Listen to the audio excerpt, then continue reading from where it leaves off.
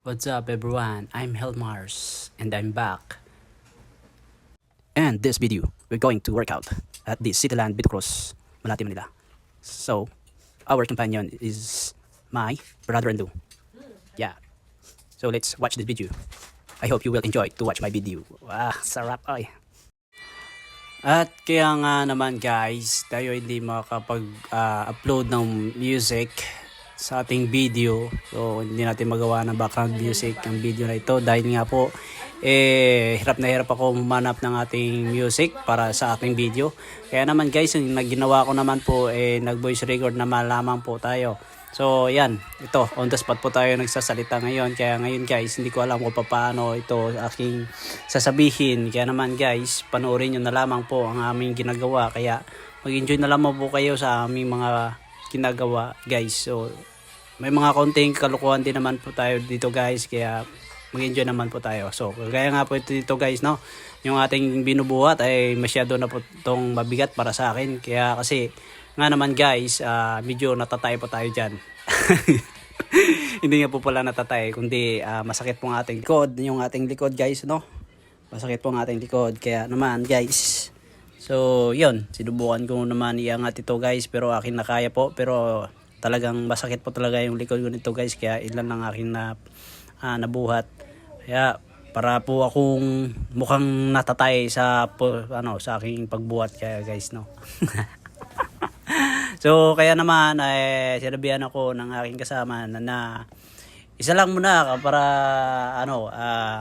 hindi tayo mabigla, hindi na tayo masakitan sa likod. Kaya kasi nga bago lang tayo sa ating pagbuhat na ganitong style.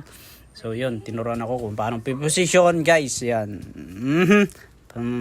Pasensya na sa aking boses guys, no, kasi nga hindi naman po talaga tayo masanay sa ating ginagawa na ito na voice record or yan. And yung aking kasama, sinubukan niya naman buhatin, siya na naman daw.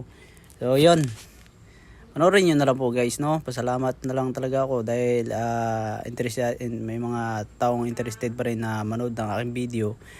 Kahit na hirap-hirap tayo sa pag-edit, kaya ganito guys, aking ginawa.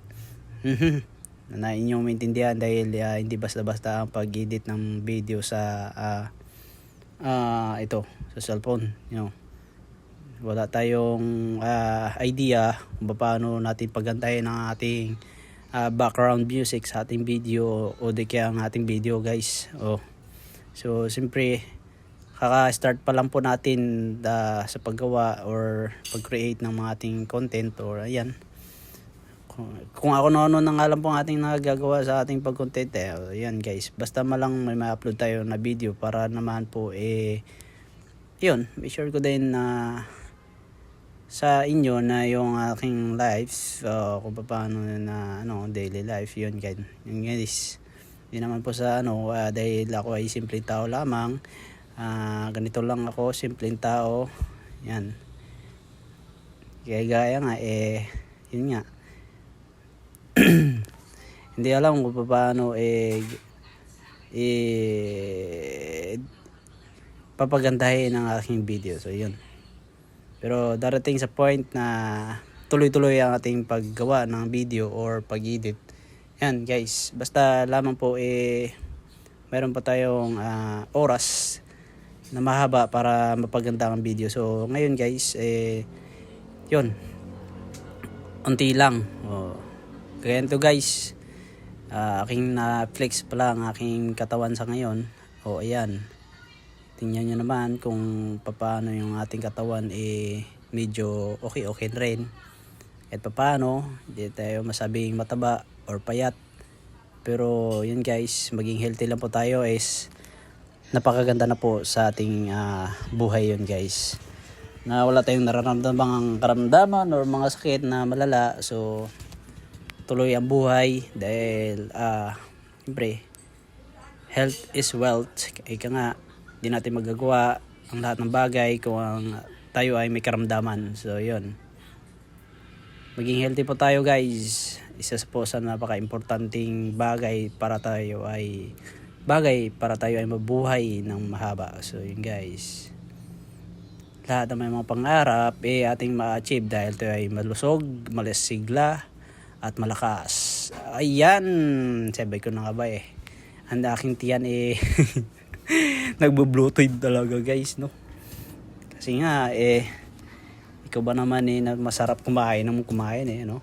Tapos hindi mo na exercise ang iyong tiyan, hindi na ako nagsisit up kung ano pa man, roll up.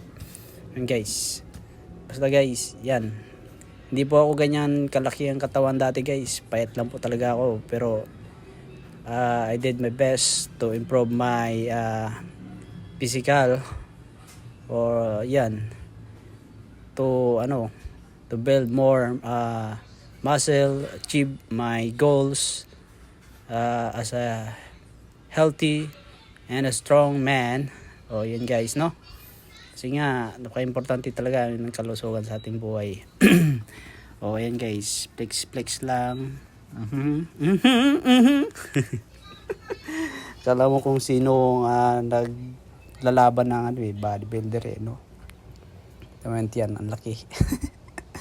So, pasensya na guys, no? Simple lang talaga kasi yan So, yan guys, pasalamat talaga ako sa inyo guys dahil hindi nyo ako iniwan, hindi nyo ako para makapag video guys, no?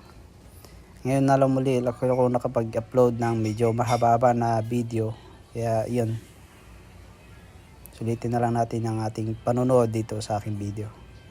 Thank you guys and God bless sa lahat. I love you all, mama.